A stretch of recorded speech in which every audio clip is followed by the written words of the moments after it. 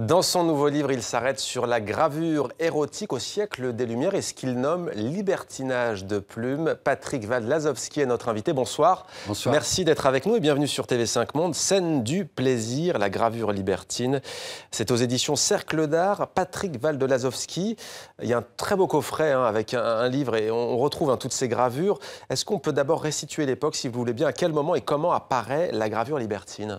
Oui, d'abord vous parliez d'un beau coffret et il faut féliciter Cercle d'Art, l'éditeur, c'est lui qui a tout fait. Là, je ne suis pour rien dans la conception du livre qui, effectivement, est vraiment très belle.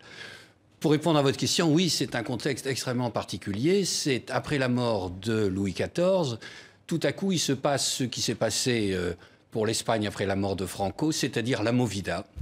C'est-à-dire on bouge, c'est-à-dire une culture du plaisir va se mettre en place qui va essayer finalement de rattraper la réalité à la fois sociale, esthétique, culturelle, économique du temps qui a été bloquée finalement par l'hypocrisie qu'avait instaurée Louis XIV à la fin de son règne à la cour de Versailles. Et donc une vraie culture du plaisir va se mettre en place au XVIIIe siècle, dont la gravure libertine est l'une des expressions. Alors comment représentait-on la scène du plaisir au juste ? Alors, pour entrer dans le détail de ce au juste, évidemment, il y a une très grande diversité, si vous voulez. Il y a l'allusion, la suggestion.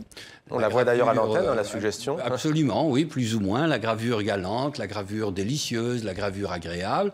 Et cela peut aller naturellement jusqu'à l'obscénité, jusqu'à la crudité de la représentation d'une scène sexuelle, violente, même parfois, en tout cas, très, très expressive. Avec des plans très larges. Il y a bien entendu des gravures à cette heure-ci que nous avons décidé de ne pas montrer. On a vu comment on les représentait. Prétexte de scènes de la mythologie parfois, parce qu'il y avait aussi un tabou quand même, je veux dire, à l'époque. Donc il y avait une mise à distance grâce notamment à cette mythologie. Absolument. La mythologie a été un des moyens, si vous voulez, pour autoriser finalement la représentation de la nudité. Mais la gravure libertine va plus loin, si vous voulez. Il ne s'agit plus justement de prétexte. Il ne s'agit plus des amours des dieux, il ne s'agit plus de Vénus, il ne s'agit plus des amours de Vénus et de Mars. Il s'agit vraiment des contemporains. Il s'agit vraiment de scènes comme celles qui passent à l'écran, prises finalement à la fois dans le roman libertin de l'époque, mais aussi dans des situations concrètes, réelles de l'époque, dont on connaissait l'existence. Et qui voyait ces gravures libertines, en gros, qui les consommait, entre guillemets ? Alors, si vous voulez, il y a une évolution tout au long du siècle qui fait que, sans qu'on puisse parler, bien sûr, de diffusion de masse, la gravure se répand, la gravure circule. D'ailleurs, on lui reproche, finalement, de circuler de plus en plus. Alors, bien sûr, ça reste limité pour les gravures tirées des ouvrages, par exemple, libertins, des romans ou des estampes. Ça reste limité à un petit nombre qui a les moyens, finalement, financiers et aussi particuliers, pratiques de se procurer ces gravures. Mais encore une fois, il y a un mouvement, si vous voulez, général qui fait que ça se répand de plus en plus. On a plaisir de plus en plus à les voir et, comme je le disais tout à l'heure, à les faire circuler. La censure, finalement, va traquer un certain nombre de ces gravures et empêcher, justement, cette diffusion. Et les auteurs de ces gravures, est-ce qu'ils étaient plutôt dans l'anonymat ou des célébrités ? Alors, certains sont connus, certains sont célèbres, certains sont de très grands artistes dans leur domaine. Ce sont des graveurs, d'ailleurs, qui parfois sont spécialisés à graver les peintures, les tableaux ou les dessins de personnages très connus dans l'histoire de l'art, c'est-à-dire Fragonard, c'est-à-dire Boucher, par exemple. Et cela va aller ensuite jusqu'à l'anonymat de caricatures comme celle de la Révolution française ou qui mettent en scène, comme celle qu'on voit à l'écran, Louis XVI et Marie-Antoinette. Alors vous dites, le défi de la gravure libertine, c'est d'installer le plein jour au cœur de la nuit.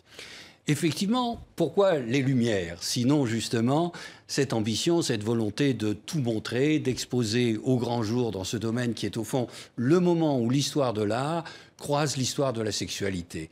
Et ce croisement se fait au nom du siècle libertin, avec naturellement, encouragé par un contexte particulier, le règne de la Régence, si vous voulez, avec Philippe d'Orléans, et si j'ose dire, après ce règne de la Régence, celui de Louis XV, roi libertin, en tout cas dans ses goûts et ses pratiques personnelles, qui donc contribue, si vous voulez, à cette exaltation finalement de la scène du plaisir. Et qu'est fait à l'époque cette exaltation? Qu'est-ce que ça provoque? Est-ce que c'est comparable par exemple aujourd'hui à la pornographie entre guillemets visuelle ou Oui, il peut y avoir des analogies.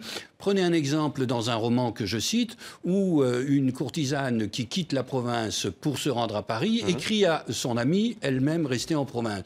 Tu te demandes peut-être pourquoi est-ce qu'on voit à Paris plus d'images de Mademoiselle Duthé que de la Sainte Vierge.